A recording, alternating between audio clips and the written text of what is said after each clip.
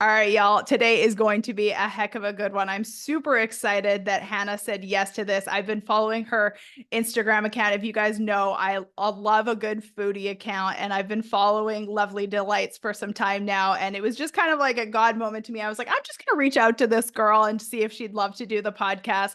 Because I always think that it's super interesting. People who have created these wonderful accounts, these big followings. I always find it so interesting of how it actually came about because this podcast, as you guys know, is all about deciding it's your turn and doing this big thing in your life that sometimes you think is totally outside of, what's possible for you. So I always love bringing on amazing guests who have done those things. And so I'm so excited for you to be here today, Hannah. Oh my gosh, thank you so much for thinking of me. I'm honored and I'm so excited. Yeah, me too. And the cool thing about Hannah is neither one of us really know each other. I've been following her for a while now, but when she did her intake form, it was really cool to kind of see your background and where you were because I feel like you're really going to resonate with everyone who listens to the podcast. I know that I feel like I completely resonate with you already. So I'd love for you to introduce yourself and then we can kind of go from there. Sure. So my name's Hannah. I'm Lovely Delights across all social media platforms. I've been doing Lovely Delights, which is a healthy food blog, for 6 years now, which is crazy. I left my job back in 2021, so I've been doing it full time since then. And it is, I live, breathe, eat Lovely Delights. It's my little baby, my life, and I absolutely love it. So cool. So let's go back. You grew up in California? Yes, I grew up in California. Actually, I live in Ontario, California now. So I grew up in this area. I lived in LA for like 5 years. I did the whole city vibe, and then I just moved back home 2 years ago to be like closer to my family, purchased my first home, all of that good stuff. Yeah, for sure. You can't probably do that in LA. My brother-in-law No. lived out there for years, and I swear to God, he rented like a one bedroom and like I think there was a curtain in the middle, and he was in finance, so he was doing really well, but it was like totally not the lifestyle that you want. Oh my gosh. Yeah, no, I was like, because I lived in an apartment, which is where Lovely Delight started, and I was like, I want, a kitchen, a space with like natural light, and in LA you get like a little shack for, like close to $1 million. I'm like, hey, that's not happening. I'm going back home. Yeah, for sure. Well, I actually live in Arkansas, and I always say like balling out here on $1 million, you can crush it here in Arkansas. People are Right. always like, why do you live there? I'm like, do you know how cheap it is, how safe it is? It's like the Yeah. Southern bubble. I'm here for it. It's on my gratitude list every day. I'm like, I love where I live. That's amazing. I love that. So cool. So you grew up in California. You grew up in Ontario, California. So you went to school. I'm assuming you went to college. Yes, I went to college, Cal Baptist University. It's in Riverside. I graduated with my bachelor's degree in business management. And from college, so rewind a little bit, through high school, I started working at 16 years old. I was a waitress from 16 to 22. I worked full waitressing jobs. So through high school, through college. And then after college, just from being on my feet so much, I was like, I really want like an office job. I want a job where I just clock in, I clock out, I get to sit down. Was so social with, having to talk to my tables and stuff. I was like, I don't want to talk to anyone. I just want to like just clock in, clock out, and leave. Well, I got a job in sales, and like first week there, I was like, I hate this. This is not me. Like my back started to hurt just from sitting all day. And I was like, I cannot do this like for the rest of my life. I think I made like a really bad decision. So from there, I kind of had the idea to start working on Lovely Delight. Okay, so cool. So I'd love to kind of talk about how that actually works because I'm like you. Yeah. I actually grew up in Canada. So before I came to Arkansas, I played college golf here. But I took like 4 years off between high school and college. So I did the whole waitressing thing. I worked at the bars at night. I worked at the golf course during the day. I thought I was going to go to law school before I played professional golf. I did kind of very similar to what you're talking about. I'm like, this is the thing that I'm going to do. And then before I did it, I was like, oh, fuck, this is definitely not what I want to do. But I feel like so many people stay in that. So, you know, Yeah. you got this sales job and you are extremely unhappy, I'm assuming. Is that kind of where you're at? Yeah, I hated it. I mean, it was nice because they sent me on a plane a lot. So it'd be I'd like walk in and they'd be like, okay, you're going to Arizona today. And I'm like, what? So it was kind of cool. I got to travel, but I just like hated sitting down. I'm not a salesy person. Like I don't like pushing things on people. It's not my personality. Like if you say no, I'm like, okay, no problem. So I was like, this isn't gonna work. This is not gonna work. Um, but like little more than that, that company actually went out of business, and so I started working in marketing at a denim company, doing their influencer outreach in that program. So I kind of saw both sides of this whole market, and I kind of saw an out. Health and wellness recipes has always been something like of a passion of mine. So I started Lovely Delights. Like I just started an Instagram page. I started posting recipes on it with hopes that it would eventually turn into something more.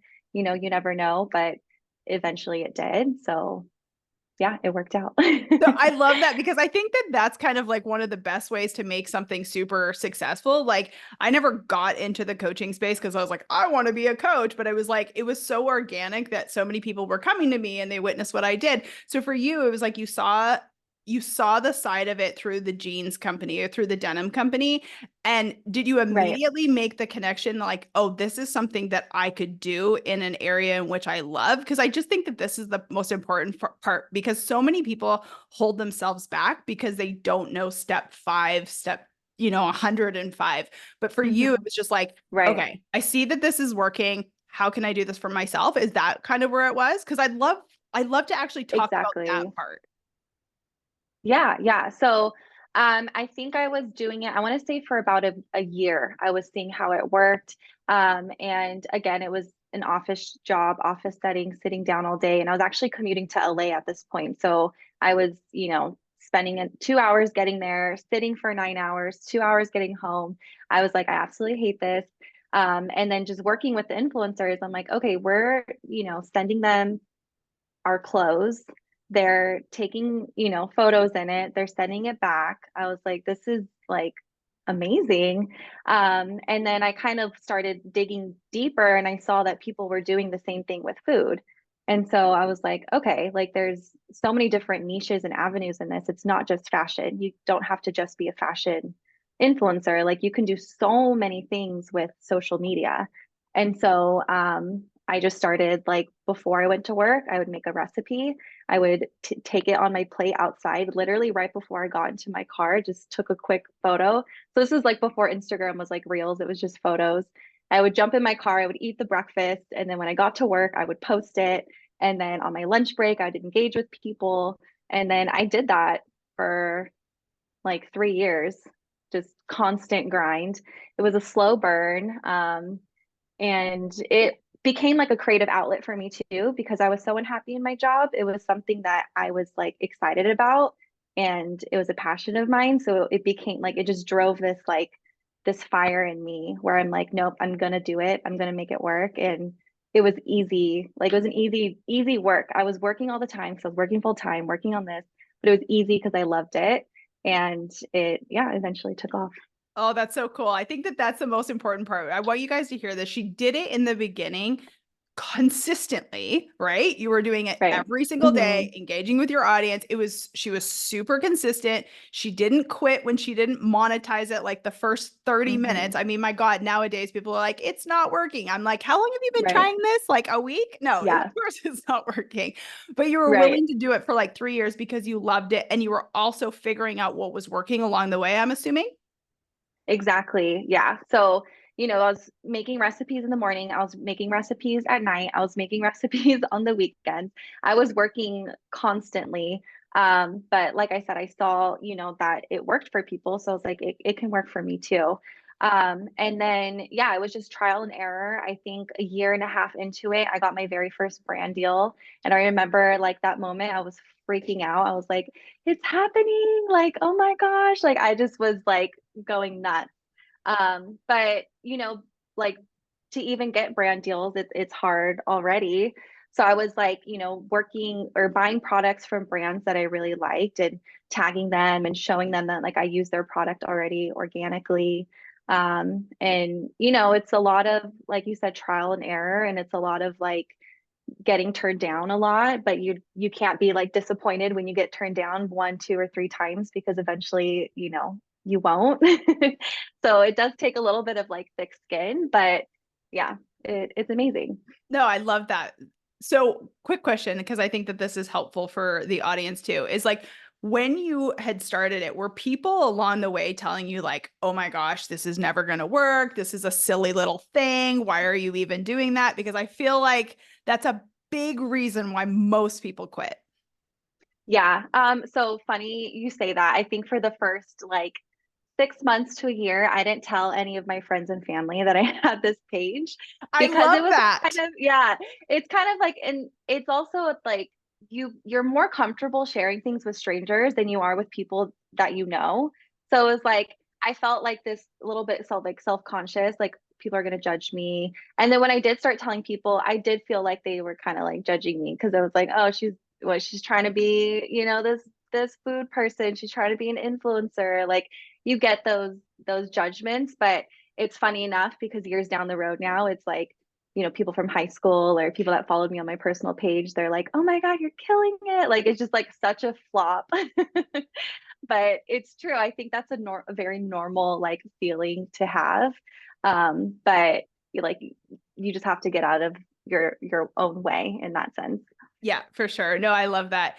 Um, One of the things that you kind of mentioned to your following, and one of the things that we were kind of discussing beforehand in your intake form was the fact that you struggled a lot with somewhat of an eating disorder, binge eating, and that was Hmm. a big passion of yours. So I've told my audience on this thing, on this podcast as well, and on my social media, I had an eating disorder for so many years, probably about 15 or so years before I really dove into the work that I do Hmm. now, the mindset work and personal development space to really, get over that. It was just a horrible disease for such a long period of time. Is that one of the Yeah. reasons why you chose the food? Was that like a big passion of yours to, to help heal yourself? Yeah, it's funny enough. I was like having this conversation with my dad too, because he knows like my story. And he was like, it's funny, how you struggled to have, healthy relationship with food, but your whole life was surrounded by food. Like you worked in the restaurant for so long. And then now you like your career is around food. And I realized like looking back that I did therapy too, which we can get into that as well, but I eventually was able to heal my relationship through food. So I had a very like restrictive relationship with food. I would binge eat and then I would restrict myself and then I would eat a ton and then I'd restrict myself and I was constantly like counting calories, macros, like just day to day mundane was just around food, the obsession over it. And then when I realized when I stopped obsessing over it and I allowed myself to eat whatever I wanted, I lifted all types of diets on or restrictions of diets.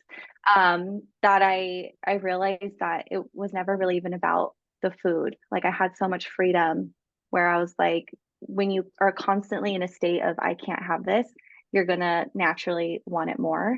And then when you allow yourself to have it, then you don't really crave it as much anymore. It's such a weird like mindset flop, but it's so hard to understand until you like actually go through it. Oh, 100%. For me personally, it was, for me, it was everything was about how I looked and how I played golf and how much money I was making. And for me, that was just the one thing that I could kind of control. So for me, it was like if I Right. played bad golf, I was a bad person. So I was gonna binge and purge. Or if, Hmm. I looked a certain way and I didn't like the way that I was looking, I would binge and purge. But like I was good based upon how I was performing in the world. And then once I really figured out that like I could take responsibility for my life, I could decide my thoughts, I Hmm. could decide all of those Hmm. things. It was like my relationship with food got so much better. And I totally agree with you. I always tell people now, for 15 or so years, I struggled with an eating disorder. And I mean, I'm sure you're the same way. Most people, Hmm. especially women who struggle with that, you just hate yourself so much. You hate yourself for the disease, Hmm. you hate yourself for the way that what you're doing to yourself, and just so much. And I hated myself so much. And one of the things that I've said for the last 10 years is that I just love myself so much. I'm just so damn proud of myself. And I just say that I don't eat like an asshole now. Like I eat whatever the Yeah. hell that I want. Like I drink, Right. I eat whatever I want, but I just want to take care of myself because I value myself so much now. And it kind of feels like you're on the same path. Yes, yes, 100%. It's such a mind body connection, like especially when it comes like to the food and stuff. And I just really like I went on this journey of like really tuning in and listening to my body's cues and like understanding, certain foods when I eat them, they don't make me feel good. Like afterwards, I feel really heavy, I feel really down. And then I have like such like these mood swings and it's like those and then I just started like paying really close attention to it and yeah, through that I was able to I say I like eat intuitively, um but it just like I have no restrictions at all. I, I totally agree with you. I Yeah. just say like I just don't eat like an asshole. I don't know if that's like good or Yeah. bad, but that's just the way that I I describe like it. that. I like that. You know what I mean? Like you just like Yeah. I will eat ice cream every day, but I will not eat the whole Right. container of ice cream. I'm like, Exactly. yeah, Exactly. yeah, for sure. I'm a sweets girl, and that's why I love your page because you got the Same. best Yep. damn sweets girl. What was kind of your moment where you decided that you were going to take control of your life? You were going to go to therapy, you were going to heal yourself. What was that kind of like? I call for me, it was like my rock bottom moment when I was like 27, but what was your kind of catalyst for that? Yeah, so this was in 2019. So it was like just before the pandemic.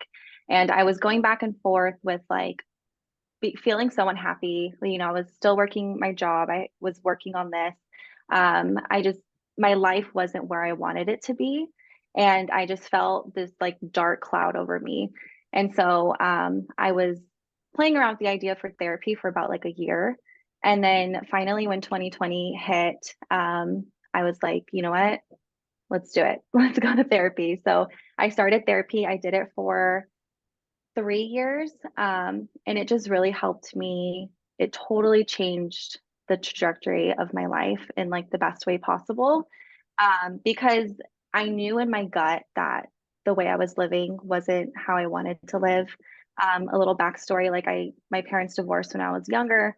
And when I was younger, I was like, I really like my whole like goal in life is to have like a successful relationship, a happy home, like parents that stay together that your kids can grow up and like, watch that and then just kind of break the cycle. And I found myself in a relationship that wasn't following that goal. And so I was with this person for 7 years and it was, it's a long time to be in a relationship. You put so much time and investment in it and just so many other things. But when I started going to therapy, she really helped me again tune into myself. I did EMDR therapy. I don't know if you've heard of Yeah. it. Yeah. Yeah, so it's like the eye movement therapy, which it sounds kind of weird like when I tell people about it because they're like, okay, that's kind of like, are you hypnotized? I'm like, no, you just really like you really learn to tune into yourself and you like go back to memories that you may not even know that caused a lot of trauma and you're able to heal it. And so I went on this whole journey for, like I said, 3 years. And I started having more confidence in myself. I started believing myself. I started listening to those gut feelings that when they don't feel good. And I started making action. So it's like, everyone has those gut feelings where they don't feel good, but then it's so hard to actually make those steps to change it. And so when I found the confidence through therapy, I started living my life for me and not for anyone else. And so, which was really hard because I say I started over at 28 years old. I moved back home to my parents. I moved It's back just home so with funny. nothing I'm but, laughing. We don't know each other, and you're like a billboard yeah, for everything that I say week in and week out for the last 7 years. And like I had my like kind of breakthrough at 27. So like when I told you in the beginning of the yeah. podcast, I'm like, oh girl, it was a God moment that I reached out to you. Yeah, no, that's why when you reached out to me too, I was like, oh my God, this is like amazing because, I have been on this journey of, like self-discovery, and my whole life is, so different now than what it was, a few years ago, but it was the best decision that I could have made. So like I should go back to my dad's house, nothing but like a suitcase, and I started over. A month later, I bought my house. And it was just like, all of these things, like all this weight like lifted, and I started making decisions for me, nobody else but me. I started being really selfish. And it's not even being selfish, it's just like it sounds like for me, I'm like, oh, I was being so selfish, but like I wasn't. I was literally doing what I wanted to do because you only get one life. And like when you look back on it, like, are you going to regret not making those decisions when deep down you knew you wanted to do it? So yeah, it's been a journey, to say the least, but it's been like the most amazing, most rewarding thing. So that would be like my aha moment, was when I was feeling so unhappy, and therapy really helped me accomplish that. Yes, you tuned into yourself. You figured out like Yes. I always talk about like reprogramming the patterns, stories, and habits that we have. And like that is like whether it be through therapy, whether it be through coaching, whether it be through some external practice that you can use, but it's really just figuring out like what are those 1 to 2 stories that you've always had that have kept you where you're at, and then figuring out how to reprogram them to serve yourself, like you are no Hmm. longer those stories of your parents or those habits or whatever it is. And it Exactly. takes so much strength to say, I'm going to do something different. And when you do that, when you become so selfish, and it is the least selfish thing that you can do, because like you said, we only have one life.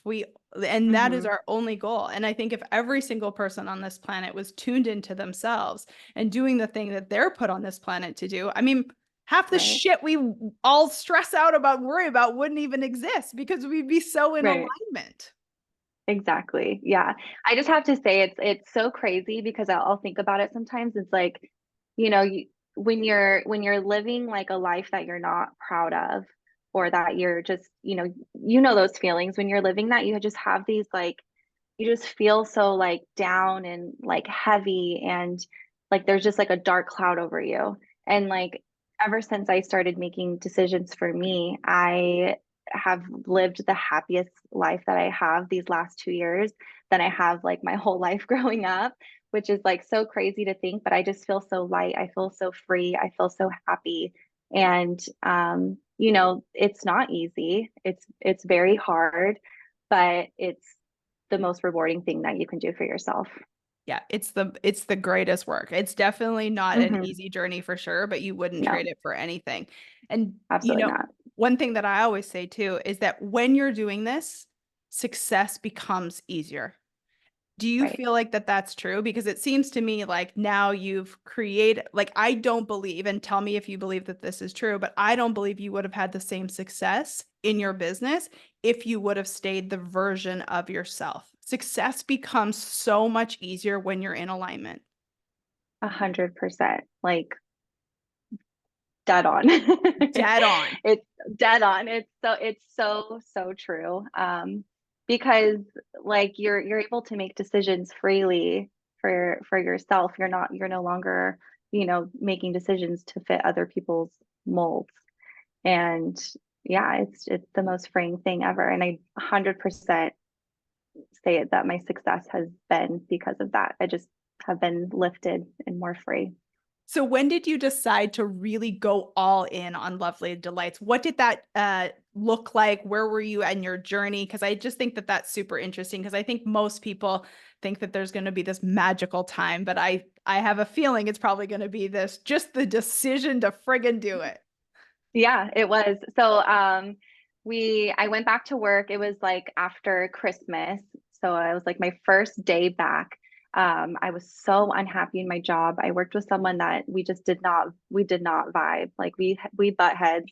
I walk in, I'm like, I had in my mind I wanted to work one more year before I left my job, and to do Lovely Delights full time.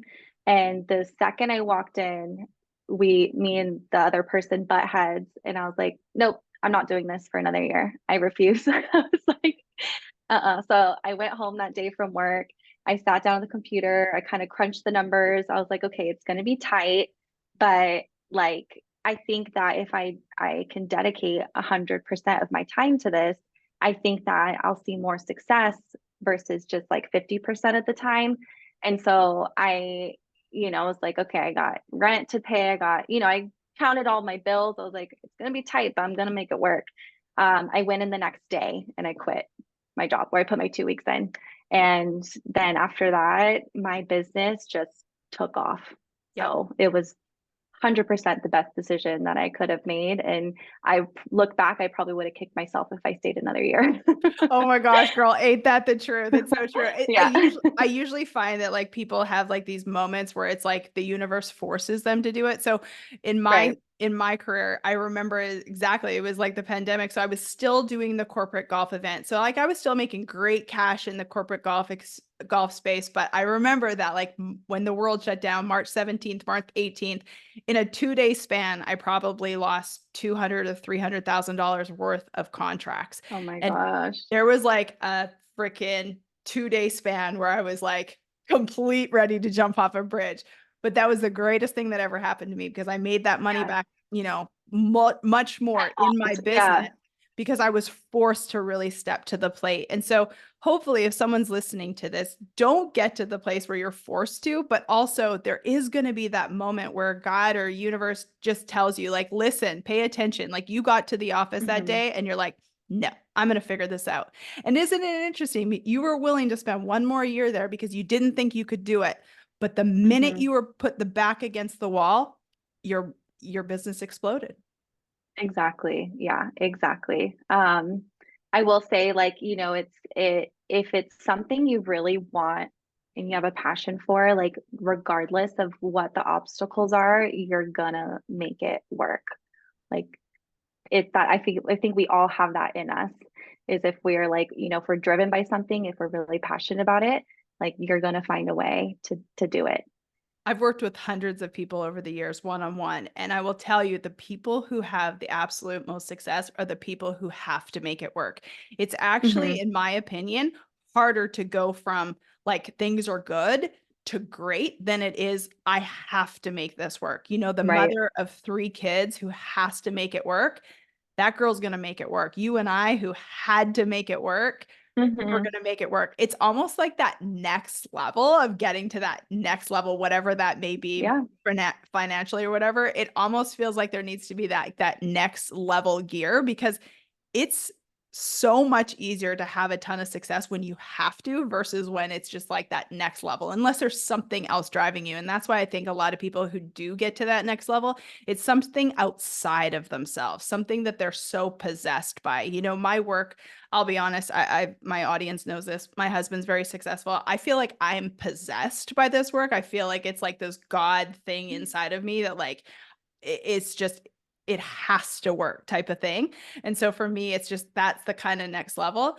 Where do you see this going? Like what excites you so much about this? Yeah.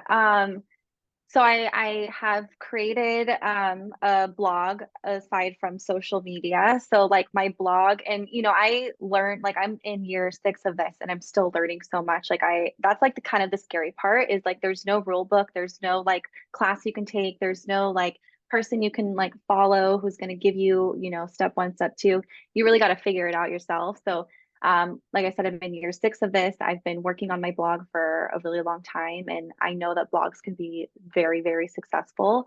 So I am just like putting my head down and working really hard on that. And like, this is, kind of what I see or what I envision for like the rest of my life is just being able to create recipes, put them on my blog, and kind of like be able to generate revenue like while I'm sleeping at night. And yeah, like this is it. But, it's like down the line, is there more that I want to do? I used to say when I was younger, like, oh, maybe I want to be like a TV food host, or maybe I want to do something more like, in that avenue. But right now, I'm really happy and I'm really content with, my business and where it's at. I just started hiring people, which is like so crazy to So think about. exciting. But yeah, so exciting at the same time because I'm like, oh my God, okay, so if I actually like, hire people, invest back into my business in the right ways, it actually comes back to me like tenfold. But and which is like, business model 101. But when you're actually like built something yourself, it's so hard to give up like responsibility and like allow someone else to help, because I'm like, oh, I don't know, like this is my baby, like can I trust you? It's like things like that. But yeah, Oh, it's I been love it. good. Do you know Natasha from Trader Joe's List? Do you follow her, Trader Joe's List? Yes, Okay, yeah, so Natasha was on the podcast last year, and it was so interesting because, like, I don't even know how many followers she has, just, if maybe a couple 100,000 or whatever it is. And I remember I was like, wait, you don't have a personal assistant? You don't have a video editor? Like, what the fuck do you mean you don't have an assistant? yeah, yeah, yeah, Yeah. literally. Yeah, I've been doing everything myself up until March of this year. I hired a Pinterest girl, and Good. now I hired, an SEO person, like a blog person. I don't have an assistant yet, but it's something that I'm probably gonna look into this year. But it's like it's so exciting, but it's also, that is something else that drives me. Like the second my alarm goes off in the morning, I'm like, oh, I got shit to do. So I get myself out of bed because I'm like, no one else is going to do it but me. So it's got to get done because I Heck, got a mortgage to pay. isn't that the truth? But it's so good. I'm so glad that you're actually doing that. But yeah, like one of the greatest Yeah, things I learned in business a long time ago was hire before you're ready. It's like make sure that like that is because it also makes you show up to the position. Like, you know what I mean? Like I for know if I sure. have an assistant I have to pay, I have to show up to making that Right. payment because they rely on me, right? So it Yeah, actually pushes you a little bit more. So I actually think that's good. And also too, like I'm a huge believer is that you should only be doing the things in your business that only you can do. Everything else right. needs to be like have someone else do it. I don't have anyone do Totally. any of the things that I because I mean, one of my old mentors, one of my old business coaches, he said to me, and I've shared this with all of my clients, if it doesn't bring you joy and it doesn't bring you income, either delete it or delegate it. And I think that's one of like the greatest things that you can remember in business. Yeah, no, that is so, so true. I know you saw my story yesterday. I spent like 2 hours writing a blog post just for it to crash. And I was just like, and we've all been there, right? In college, in high school, writing papers, like we've all been there. But it's just like, oh my God, like you're just crushed. There's nothing you can do. And so instead of me sitting there and like having resentment while I'm writing it again, I just sent it over to my SEO person. I'm like, write this. I Yes. don't do it anymore.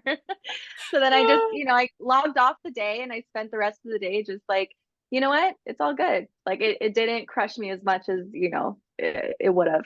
Yeah, keep moving forward. That's all you can do. But I thank you for sharing that because I think that, everyone thinks that, Hannah, Lovely Delights, she's got, how many followers do you have? 100 and something thousand?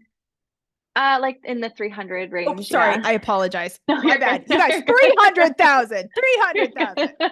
She has 300,000 followers. And I'm sure that, outside looking in, you look, oh, that she doesn't have a problem. I'm sure she makes millions of dollars and does nothing but kick her feet up. But that's a fucking Right. lie, you guys. It takes so Yeah. much work to Yeah. actually make these things happen. And she has bad days too. The only difference is she knows the problems are going to come and she figures out how to get through them faster, get over them faster. One of my Totally. yeah, years ago, I had one of my best friends. She owns, I think at the time, she owns seven small boutiques. And I remember her talking to a group that I had, a coaching group that I had. And she said, I know every single day I'm going to have problems. My goal is to get over them as quick as possible so they don't slow me down. And I just think Yeah. that, when we make ourselves like wrong for bad things happening or for problems or issues, people always say, a mindset coach, confidence coach, whatever, Right. performance, whatever anyone wants to call me, like, oh, you must not have a bad day. I'm like, are you out of your mind? I have bad days Yeah. all the Yeah. time. I just get over them quickly. I just make them Totally. not that big of a deal. And so thank you for sharing. Yeah, I saw you're like, oh my God, your whole I'm like, entire thing crashed. yeah, I was like heartbroken for like 30 seconds and I was like, you know what? It's all good. Life will move on. Yeah. Well, I Yes. know I want to be respectful of your time, but I'm so curious. How do you come up with these unbelievably yummy, delicious recipes? Because that's really the part that I want to talk about. Oh, thank you. So like my whole like goal when I started Lovely Delights was like I'm gonna create recipes that we all like love and adore, but make them like healthier, more nutritious. So that's kind of like where like my thought process comes to when I'm like creating recipes. Like I'm thinking of something that's like really easy, really quick, minimal ingredients. It's not going to take you forever. You don't have to go get like these weird ingredients that you're never going to use other than this recipe. I always try to make it just really like easy and approachable, and really yummy at the same time. So I kind of keep those like core values in mind when I create recipes. And I think it resonates with, a lot of people as well, because, when you're craving something sweet, you don't want it like tomorrow night, you want it like right now. So I always try to think like, what can you throw together and make like, really fast when you have that sweet tooth hit. For sure. Do you ever get stumped on what to make, or is this just like some sort of like magical power that you have to always think about yummy things? No, I definitely get stumped. I'll be in like creative ruts when I find myself like packing my schedule so tight, like Monday through Friday. I'm like, oh, I just can't even, I don't even have the creative juices anymore. I'm just like, so then I'll kind of go back to like my old recipes, like what's done really well, and I'll try to create, like new versions of it. Or it's like, the best hack when it comes to social media is like there's always problems. Like, what is the solution? So you got to find the solution, and that's what's going to resonate with people. You guys, listen to that again. She just gave you one of the biggest hacks. It's solve a fucking problem. Like, it's Yeah, not really rocket science when it comes to putting out content. You don't have to be like Elon Musk. You don't have to think about something that most people have never said before. Just put your spin on a problem that needs to be solved, and that will resonate with exactly. your audience. And if you know your audience, if you know your audience's problems, and you know what they're looking for. So I am an ideal client of Hannah. I love the sweet. I want it to be easy. I want it to be something that's like, not superly awful for you. And so she's just always thinking about that perfect ideal client. I am that ideal client. And so it's just like solve that issue for your ideal client and go back to content that's worked. Exactly. Exactly. Yeah. When things are like, when you don't have anything in mind, like that's exactly what I do. I'm like, all right, I'm going to revamp this, Yeah. bring it, give it another life because, as it gets forgotten as the years go on. So it's like, why not remind people that it exists?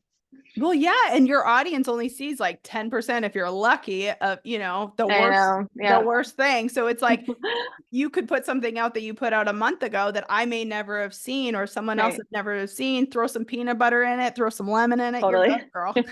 Yeah, totally. How do you balance? I think that this is something a lot of my audience is high performers, high achievers, perhaps entrepreneurs.